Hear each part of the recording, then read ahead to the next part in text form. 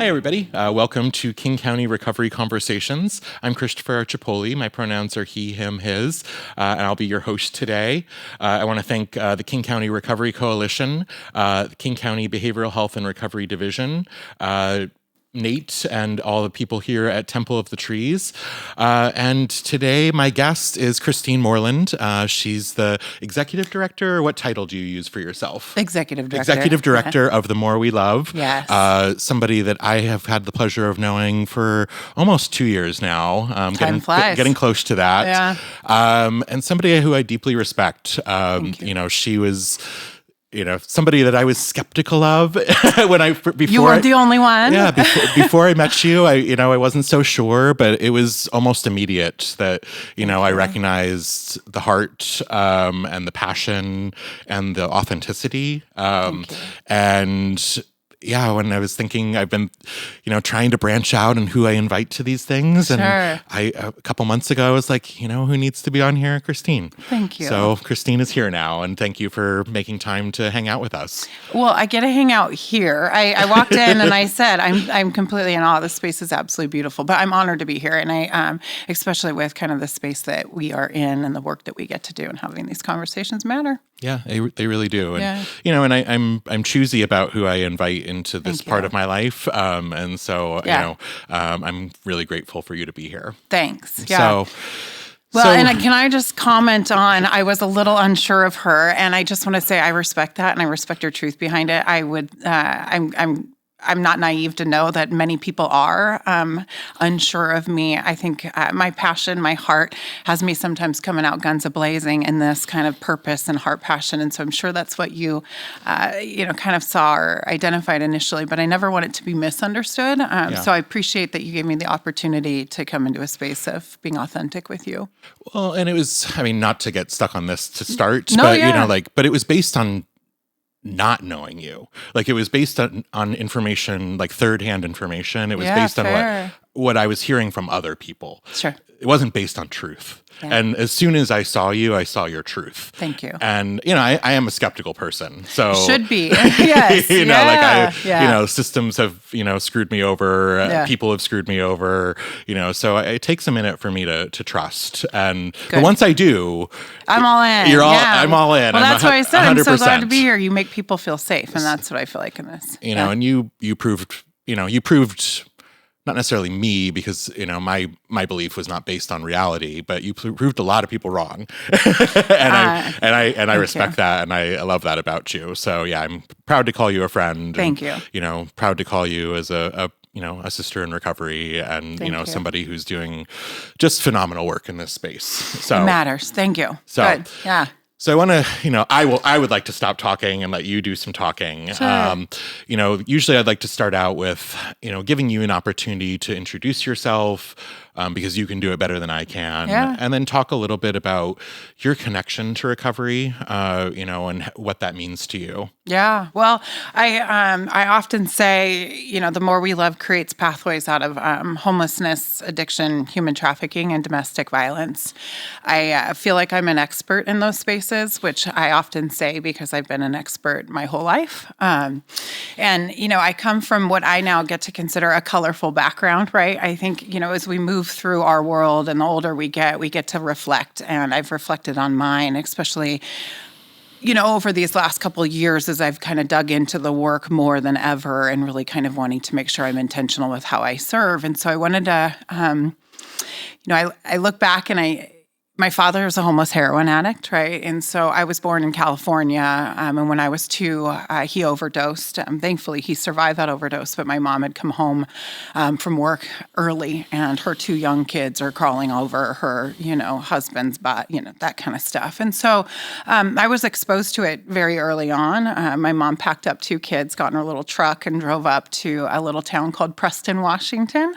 So that's where I grew up, in a little trailer, a little single-wide trailer, amongst some, big homes and such. So I was always kind of set aside. I felt a little out of place all the time. I was always kind of fighting for my space, things like that as a little girl. But my mom had to do the thing, right? She had to work many jobs. She had to bridge a lot of gaps.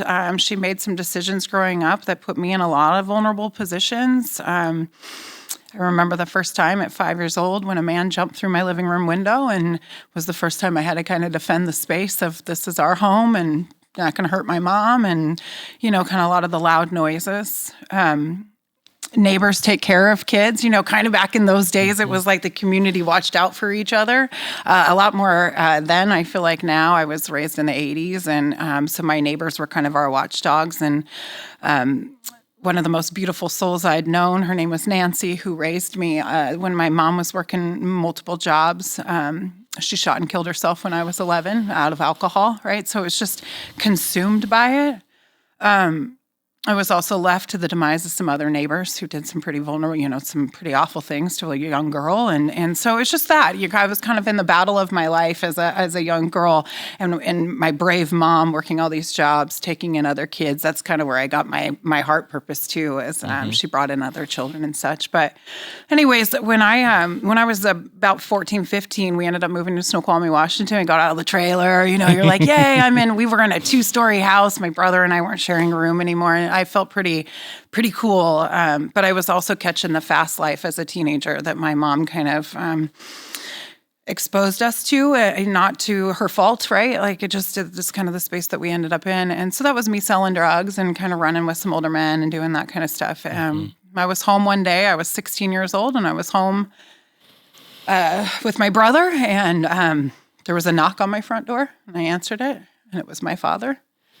Probably for me, one of the scarier moments of my life, right? Looking back, but I had just realized that he had been released from prison. He had committed murder. And so like kind of my face of what to be true of homelessness was quite scary at 16, right? And so I hardened my heart and kind of dug in even more of kind of doing the tough stuff. And I ended up getting kicked out of high school, selling some drugs out of the locker. I ended up going to an alternative school. I really struggled, like just trying to find my way. Friends with everybody, getting the drugs to everybody, doing that stuff. Loved marijuana more than anything in the world, just getting kicked out of school, making some decisions. But I also say that I think there's times in our lives where things happen and they may seem worse or horrible to us, but they're purposeful. When I met my father, I wanted nothing to do with him. I slammed that door and I called it a day. My brother, however, wanted everything to do with him. And that was hard for me because we were close. We were about 14 months apart. And so he ended up making a decision to hop on a train with my dad and become what we called a hobo back then, right? Like literally sack on the back, hopping trains. And so my brother left for a bit, which was hard, right? Anyhow, when I was 18, I got hit by a drunk driver, and I was on my way actually to go to college, which was kind of a shock. I was going to go to BCC, all places, right? I'm kind of glad I didn't. No disrespect to anybody that did, but I got hit by a drunk driver, and it set me back. I wasn't able to walk for some time, major back surgeries. I've actually had 10 of them, which kind of introduced me to those lovely little pills that are in that beautiful little bottle that become kind of our kryptonite, our anchor, our hell sometimes. So that put me in a mortgage desk job. I wasn't able to go to college. I ended up going into the mortgage world, and that was the first time I saw what I figured, was money. I saw people that were successful. I saw people that were, taking phone calls and closing mortgage loans. I saw people that were driving shiny, fancy cars, and I wanted it. I wanted to be part of that world. I wanted to take my old life and set it aside. I didn't want anything to do with that, right? And I tear up about that now because I'm ashamed of saying that, because it's everything that built me to be who I am today, right? So forgive me for some of these feelings. I was exposed to a lot in the mortgage world. Grateful. Met my now ex-husband during that time. Like a lot of things happened, but one that was probably one of the most defining moments is I was in my early 20s and I was driving in downtown Seattle. I say it now like I was in my shiny car, my flashy friends, and pulled up to a stoplight, and there was my father again, flying a sign, right? And so you just kind of the second defining moment for me, and I just kind of took a moment looking at that and going, wait a minute, I don't need these people to know that that's my world, and it just felt really, really different. I remember going home and I'm probably what people call an empath, right? Like I take it all in and I hold it. And I took that in and I held it and I knew that I needed to do something about it. But the reason why I wanted to do something about it was really selfish, right? I didn't feel good about him being out there. I had all this nice new life and I needed to make myself feel better. And so I went and started just doing coat drives because I kind of figured like if I just take that coat and I get it to the streets, you know, I'll feel better and somehow it'll magically make it to him and he'll feel better and he'll know. So not how our world works. But because I felt so ashamed and broken during those times, I think I'm a person that goes all in, and I went all in on these coat drives. And so for a couple of years, I took everybody's coats from every mortgage company I could find, and I stacked them in like these U-Haul trucks, and I drop them off down at the Union Gospel Mission. And a couple of years into doing that, I got stopped and said, "You can't do this anymore. You need to find out where these coats go." And Christopher was terrified of that comment, right? Like, you want me to find out where these coats go? You don't know what I know, and my father's on those streets, and he's scary, right? Like, so no, I'm good. I'll give those coats, and I get to still feel better. Right. I wasn't feeling better. Let's be really clear about that, right? Anyhow, I also feel like at times I can potentially be a people pleaser. And so I said yes. And what I was saying yes to was going out on the Union Gospel Mission vans about 25 years ago. They had a white van. There was no wraparound, nothing. There was literally no windows. I'm like, what am I in? Where are we going? And right up into the jungle we go, right? Right under I-5, right in the dark places. And the third time, it changed my life, right? It changed my life forever because what I did not experience was the fear part of what I saw with my father standing there when I was a 16-year-old girl. What I saw was people in great need who responded to me when I handed them a sandwich with a beautiful smile and a hug. And I, my beautiful addicted personality, got heavily addicted to street outreach in a big way. And they'll tell you back then they had to like, Kristine, not tonight, Kristine, not tonight. But it was, again, kind of one of those things where I was trying to feel my heartstrings. Yeah. Right? I wanted something to make me feel better. And so I started going out there when I realized it wasn't about that, and it started to shift.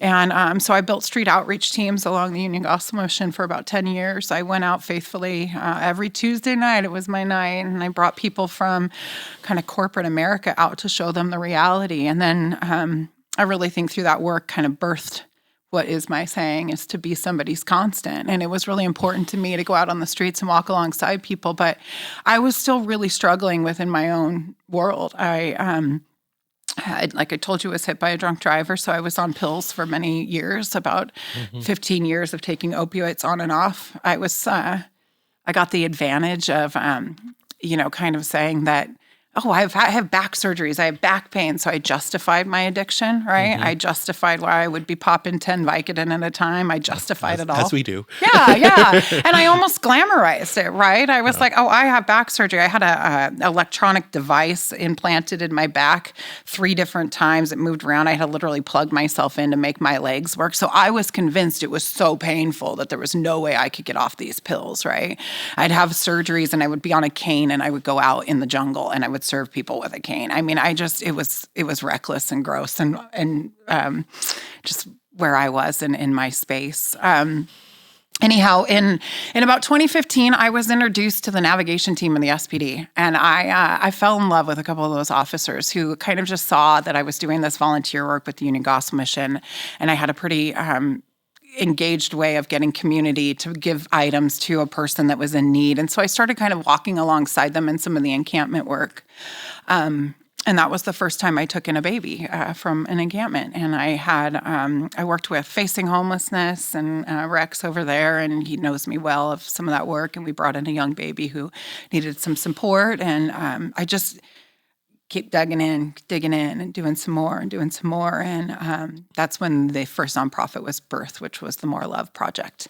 And that was all volunteer-based, and it was about being somebody's constant, kind of going out. But I was still taking my pills, drinking my alcohol, doing some cocaine, like you just name it, right? But I was taking care of everybody, right? Yeah. So mine wasn't a problem. Things again. I got this. Yeah, you convinced yourself of this. Yeah. And so anyways, kind of I went through I was married for some time. I went through a difficult end to our marriage, which I still reflect on. It ended definitely due to addictions on both sides, I would say. A lot of other things that, I don't have enough time for, and nor do we need it. But I think it speaks to my truth that I'm a human in this space. I always say that I'm a human helping humans, and I'm a human in this space that up until this point has experienced a lot. And I look at that kind of pain, not to sound cliche, but I do pull beauty from it, and I never want it to be in vain, right? And so kind of looking back on all of those experiences has been fruitful in this, right? Well, I think that's how, this is my opinion. I think that's how we move forward in recovery, though. Yeah. Because I think those people who get bogged down in the shame of it, of the shame of the mistakes, or not even mistakes, the shame of those choices. Yeah. I feel like those are the people that have a hard time moving forward. You, me, we've accepted that we made those choices. Very much so. And we've learned from them, and we've incorporated them into ourselves. Yeah. I'm proud of what I'm maybe not proud of all my choices, but I'm also not ashamed of them because they've made me who I am. Yeah. Yeah. I'm a more empathetic person. That's right. I care more about people. Yeah. I am more intentional with what I do. Yeah.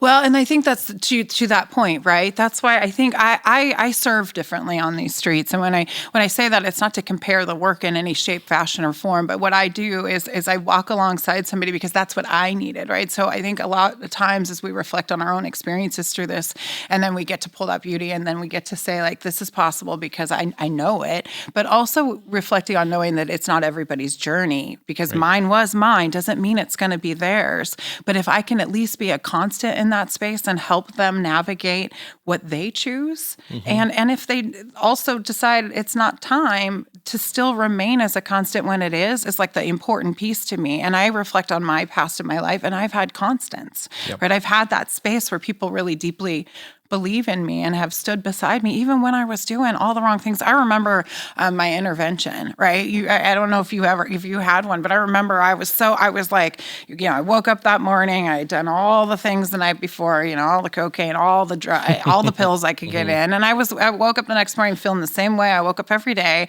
And I looked out my living room window, and here comes my mom, my brother, my best friend, my family all coming. I'm like, you convince yourself still, oh, what are they coming for this morning? Bringing me breakfast, How and sweet. Yeah. And the next thing I know, I'm on a flight to California, right? And I'm going, screw all of you guys writing these journals, like, shame on you. And I look back and I'm like, those are my constants. Those are the people who stepped in when I couldn't step in.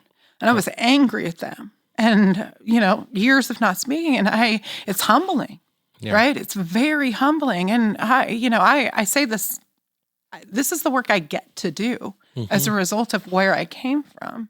Again, I was a mortgage loan officer. I was sitting in corporate world. I am everything but. I'm just saying that, right? Yeah. So, yeah.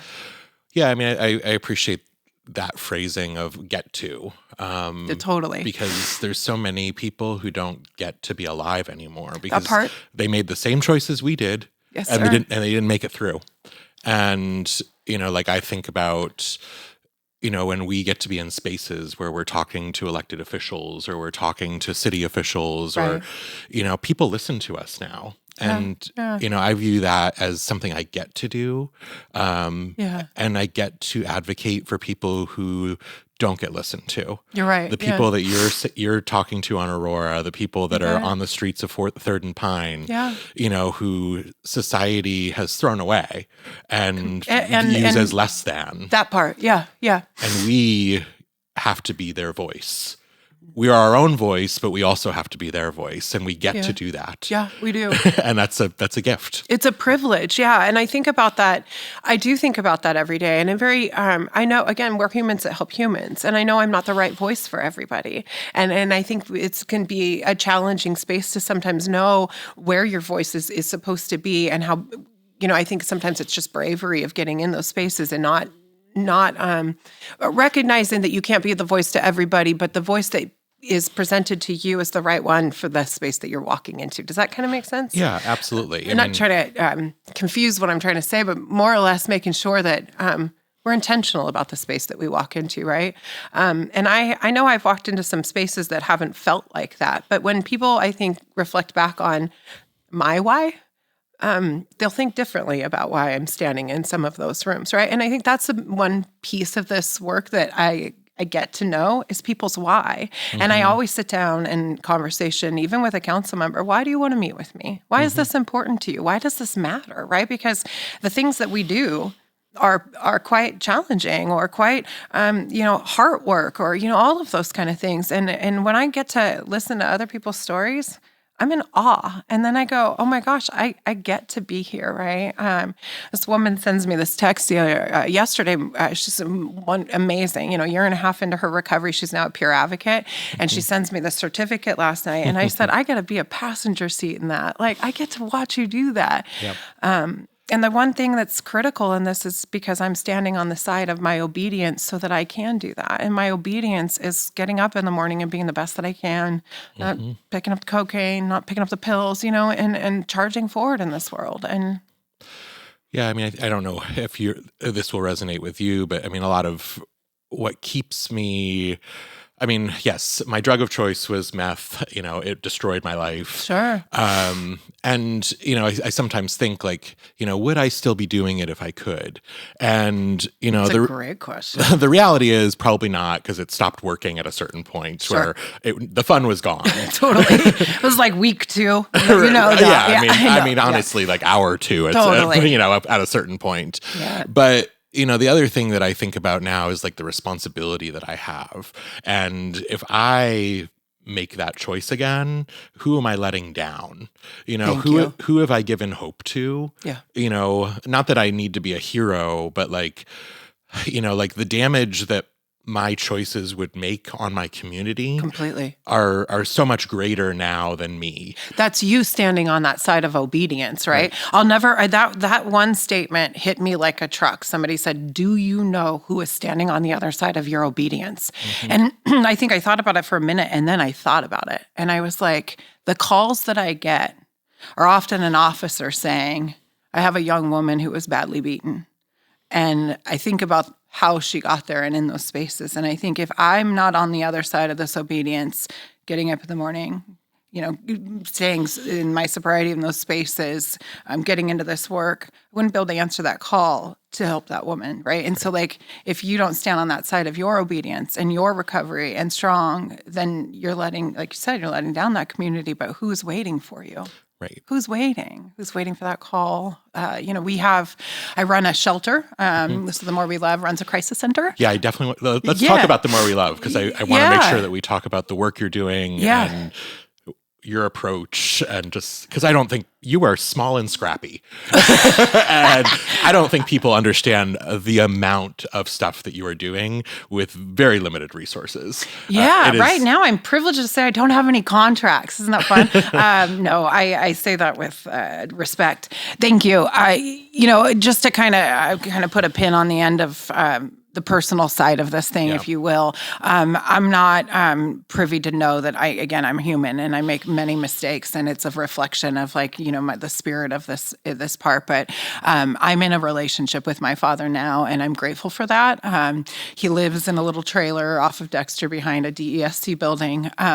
He is terminal, and so sometimes, and I just say this, sometimes we just don't know. And he is my greatest hero right now and my greatest reflection in this work that I do. And so I'm empowered every morning I get up. I do it for him, for my mom, the fighting. So we're not removed from this just because we're serving on the other side. I can't get my father out of a little trailer with no running water and nothing, right? We are here. So I continue the fight in any other space that I can. The More We Love, which I get to do, right? I get to do, is birthed out of this and birthed out of my response to feeling like I didn't have the right places that again, it's just the space would want to go in some of the recovery, the work, right? And so as you've heard, my hands and feet have been on the street for about 25 years, and I've been navigating people in and out of the system and helping them get supported by, going into Compass and some of the service centers and things like that. My first time getting somebody in DSC was the 1811 building like 10 years ago. My Johnny Jones, who is also one of my street guys that I'm obsessed with. Anyhow, and so I have I think a lot of encouragement by all that work. But the More We Love is a crisis center for women and children coming out of the homelessness, the addiction, the human trafficking, and the domestic violence. And we are a recovery-based program. But I did something a bit unique, I think, in this space that I hope is going to be a reflection of the need. But we are a low barrier to enter and high accountability to stay. We're also 24 hours a day, 7 days a week. And so what that means is that somebody does come in active addiction, mostly, sometimes brought in by law enforcement community, self-referral, and they are fighting the battle, right? We don't turn the door and say, you cannot come in here. Rather, we say, come in, take a breath, and then let's talk about it in the next 24 hours or so of what it's going to look like if you want to be with the More We Love. Right? And being with the More We Love is being in a commitment to a pathway to recovery. And that doesn't mean that is in 1 hour you must be in a detox bed, right? That doesn't mean that at all. Right now we have 22 women on site, 22 women taking very different journeys in their recovery. Some saying, Kristine, I want to white knuckle this. Some saying, Kristine, I want the Lakeside Milan connection. Some saying, I got to take my baby with me. So it's a unique experience that we get to navigate alongside some incredible partners, right? Yeah. I'm not doing this alone in any shape, fashion, or form. And then we've opened up the space to children as well. We have 19 kids in right now. A lot of that was driven through some of the encampment work that you guys have kind of seen me do, and the need to keep women and children together and really serve the women in an intentional way to make sure that they're empowered to be a recovered parent that doesn't have the system and a CPS watching over them. So we've taken on the responsibility of partnering with Department of Children and Youth Services, DCYF, Family Services, excuse me. There's so many acronyms in our work. it's impossible. I've got a spreadsheet that Dude, I have to reference. Make sense. Yeah. And so we're now taking babies in on safety plans that have otherwise been exposed to fentanyl, methamphetamines, and such, and creating a safe place for them to stay united and not separating families. So, my work has evolved greatly over the last, I'd say 5 years, but really 25 years, right? This is my heartbeat. It's what matters to me. I quit my job. I sold my house. I opened the shelter. You're right. I do a lot on very little. Yeah, no, it's impressive. I believe God's got me. I'm a faith-based person who deeply believes that my foundation and my that Jesus Christ, God, has saved me from so much. And it's not something I push out there, but it's something that I feel is my foundation in my faith. And so I lead with that, right? I lead with a firm foundation faith that I'm supposed to be doing this work. Yeah, there's a couple of things in there that I want to comment on. One is, I'm not a religious person myself, but I've always been struck by your faith. Thank you. Because and it's what you just said, which is you don't push it out. No. It's just part of who you are. And there's been comments that I do push it out. I offer it, but I never, can I pray for you? Has never been something, because I don't pray for people. I don't really know how to do that very well, right? Yeah.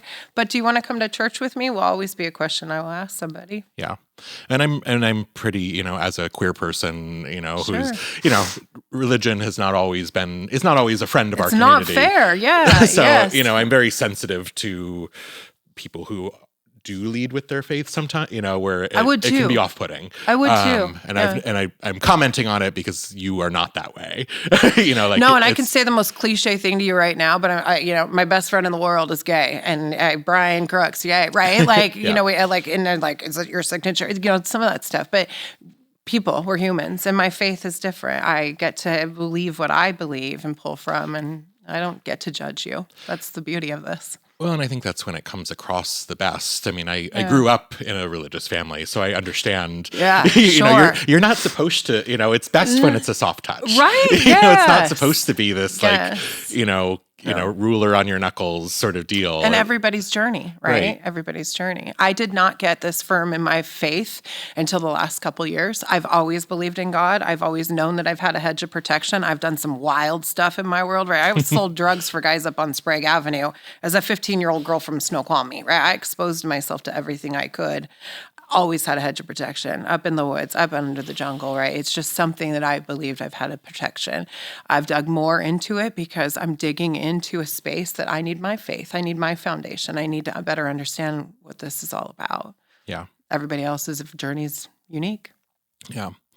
The other thing I want to give you an opportunity to talk about is, it's from a story that, like when I liked you almost immediately, but I fell in love with you and like really was sold on you sometime last year when you and I were supposed to meet, and you called me and said, "Hey, I'm at the hospital. One of the moms is having a baby. I really need to be here with this." You're right. And like there was something about that, the way that you said it, the way that you were like, "Can we reschedule?" Because like sometimes like business, like Totally. people will put aside the taking care of people You're right. for the business part of it. You're and right. you didn't do that. Yeah. You like you prioritized and centered this woman and her child. Thank you for recognizing that. I mean, it's the story I tell people. When people are skeptical about you, this is the story I tell. Thank you. To tell them how you sold me, like fully, it was like, this person has such a soft spot for children.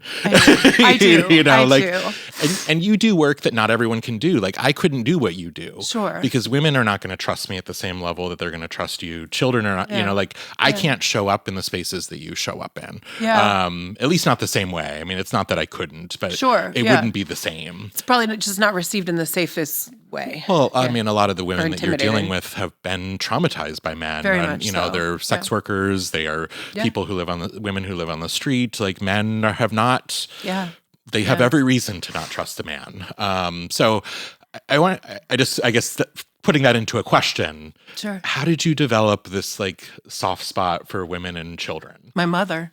No questions asked. Even though there was a lot of things that I was exposed to as a child and all of the things that she fought for, there was never a day that my door wasn't open and massive amounts of kids were always coming through and she was caring for them. And that's what I was taught, right? And then I think really the empathic piece of me, but I adopted my oldest son through this work. He was 11 when I met him through a woman who I met through the Union Gospel Mission, and his mother was dying of cancer. I think I'm just inspired by the strength of children, but I also know I was a little girl in the fight of my life often, with grown men, exposed to drugs, with lack of family system. And what I know to be true is I never want another person to stand on that side, right? And so I fight for that little girl every day, all day. And when I bring another child into our center and I get a look at them, I do have a sense of pride about that because my goal is to create a space of safety. Do I do everything right? No, I've said that many times to you. You're not perfect. Right? Imagine that. Yeah. But when somebody asks me to stand up or come or walk alongside them or I need you, I do everything I can to go because, it's that critical moment. And sometimes a mother having a child, could you imagine? I got to pack my bag. I got to have a husband next to me. Even if it didn't work out, I got those things. And there's some women that don't have that, right? I have women from different countries. I mean, we have to be able to show up for each other, and that community piece is critical. Yeah. But I have been in my first child that I held who passed away in my arms from drug exposure was 10 years ago. And I helped that mother give birth to that baby.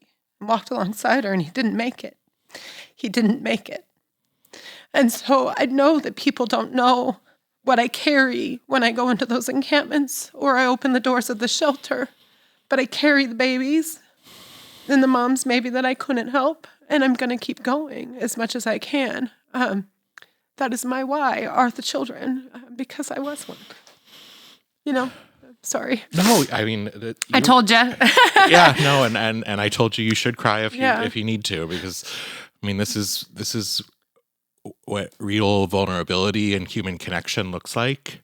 Yeah. And I think and you're going to make me cry now too. So, well, and it's a lot of full circle, right? I think yeah. that I look at this, and this is why I really do dig into my faith, because like, what do you have me doing here, God? I've been exposed to a lot. I've seen a lot. I've got to be part of some of the most beautiful stories imaginable, right? Imaginable, watching a mother, be a mother, and all of those kind of things. I get to do this. I get to do this, but I'm going to be honest with you. It's not easy. There's no way. I put my head down at night alone, and I think of the stories. I run a 24-hour, 7 days a week crisis line. Yesterday, as I was meeting with the department of DCYF, they got a call and they looked at me and said, can you take in a 15-year-old girl who has an 18-month-old baby who's in fleeing domestic violence? Do you want me to tell you what my first response was? And I think you know. I have a pretty good idea. Can we get a guardianship letter? My door's open, right? Yeah. That's my MO. Come, please. Yeah. And I've had homeless men on my couch. I've had homeless women. And then, not since The More We Love, so we don't have to talk about as I'm over my boundaries and all the red tape and all the things, right? Because I already know there'll be an article about me at some point again. But at this point, right, I just say, come walk alongside me. Just do that. Or take a moment and talk with me. Yeah. I mean, it's those small moments that make a huge difference. Absolutely. Yeah. I've been privileged to be part of a lot of journeys, and I get to be the passenger in those, because we never want to be people's drivers, right? Well, and I mean, we're kind of have to start closing up, but, I know that I am alive because I finally found someone who heard me and listened to me, and like, in recovery, not every voice is correct. I mean, you've alluded to I think we've both mentioned this in the last half hour. Yeah. Not every voice is correct. Not every person is their correct match. You're right. And so to me, like, I'm very much of the belief there are as many different pathways to recovery as there are people. Yes. And I know sometimes harm reduction gets conflated with like giving people pipes and needles. Sure. But to me, harm reduction is also about that multiple pathway to recovery. I couldn't agree more. Like whatever it's going to take to get you there. I couldn't agree more. Like. I say this. So there's a couple of things when it comes to like harm reduction, right? I know that as a little girl, had I saw somebody hand my dad, the red envelope with the pipes and all of that, it would have crushed me as a little girl to think like, are you just trying to keep my dad in addiction? Like, why would you do this? Give him treatment. That is my mindset. I think about that. But when it comes to, the harm reduction space, it is about community to me too. It's about showing up. It's about being in a space that you can create those pathways. Like, I run a low barrier to enter, high accountability stay. I got to be talking about harm reduction all day. And my harm that I'm reducing is creating the community. It's making sure that I check and balances, of course, in some of those spaces, but it's making sure that I am giving them pathways when they're ready, and being intentional about that and learning from them of what to do. Well, and you operate in a very specific space that not everyone can. Well, and keeping my partnerships, like I think the greatest thing ever is when I called Lisa Dugard, I said, can we sit down and have a chat? Because, I think we often think like we're on these opposite sides of the spectrum, like co-leads over here, or, kind of housing first, more love and, recovery and whatever. And I look at them like, we're all in this together. We have to be, right? Like if ultimately somebody doesn't want to be in my facility, they've got another opportunity and vice versa. And it's like, how do we collaborate? And really it was the work in Berrien that started to really present this cool space for me to work alongside a lot of the people that are in your space, right? And it opened up my eyes. I got to learn, and I get to learn every day about some of that. I was taught through the Union Gospel Mission, right? I was taught through the street outreach and just show up. And then I get to see more people just showing up.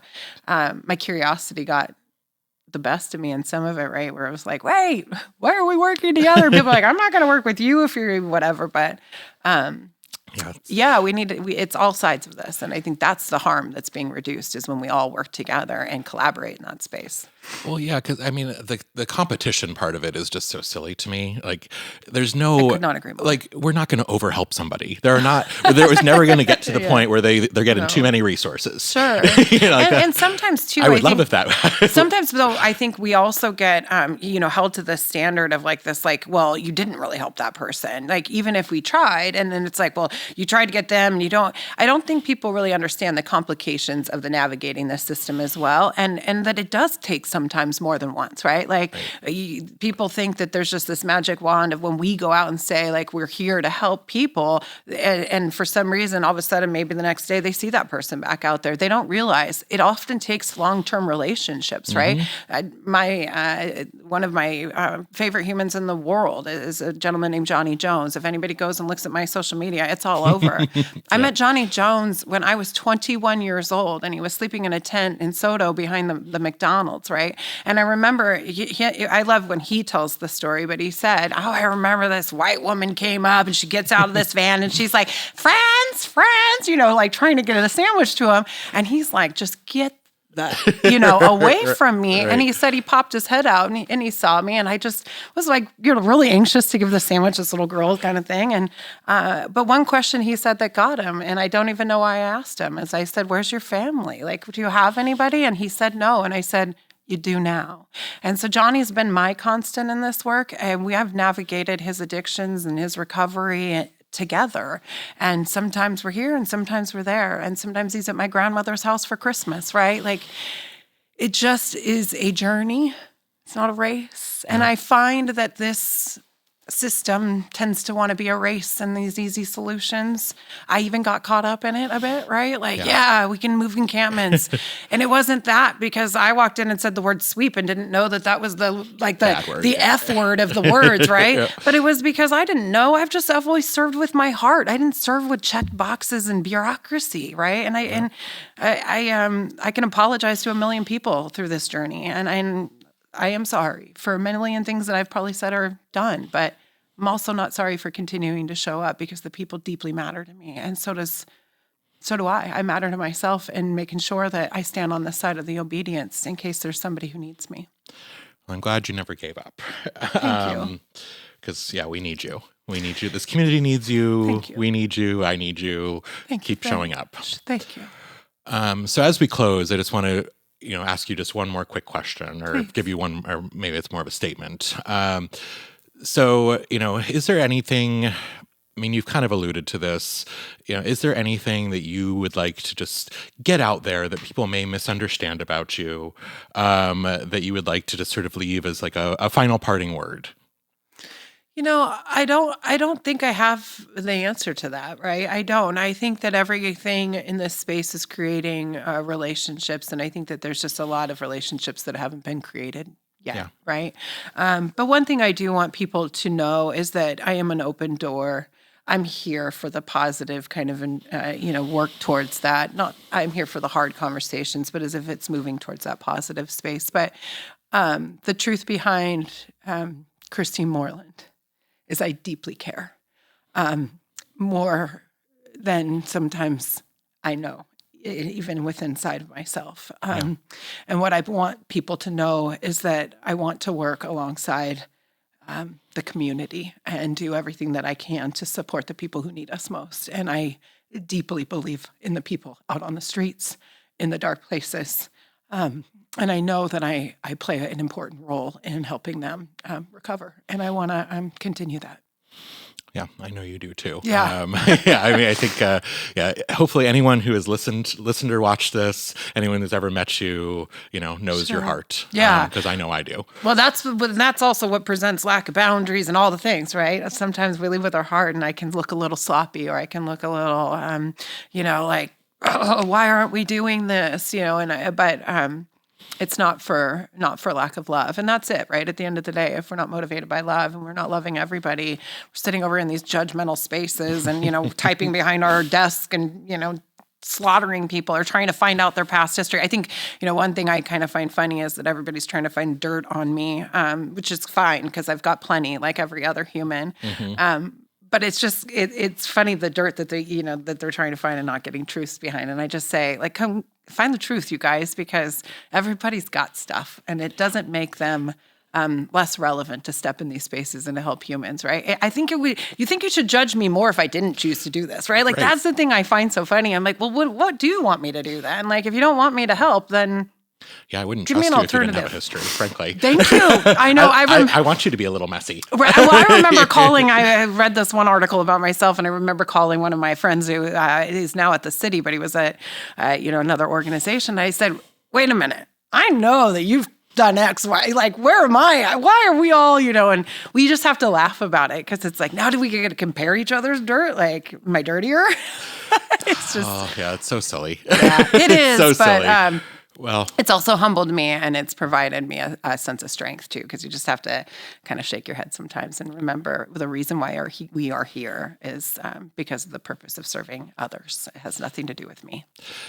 Yeah, don't let a news article keep you from helping people. Right? Yeah. Well, yeah. If it did, I'd be gone about 5, 6, 7 years ago. Yeah. Well, I'm glad you didn't let it get you down. Thank you. Well, Kristine, thank you for being here. Thank you. I know I already respected you before we started this conversation, and I learned some new things about you that made me respect you even more. So, thank you. Thanks for having me. Yeah, thanks for being here. Well, thank you everybody for watching and listening to King County Recovery Conversations. Thank you again to the King County Recovery Coalition, the King County Behavioral Health and Recovery Division, and to Nate and everyone here at the Temple of the Trees. Thanks so much. Be well to each other and have empathy.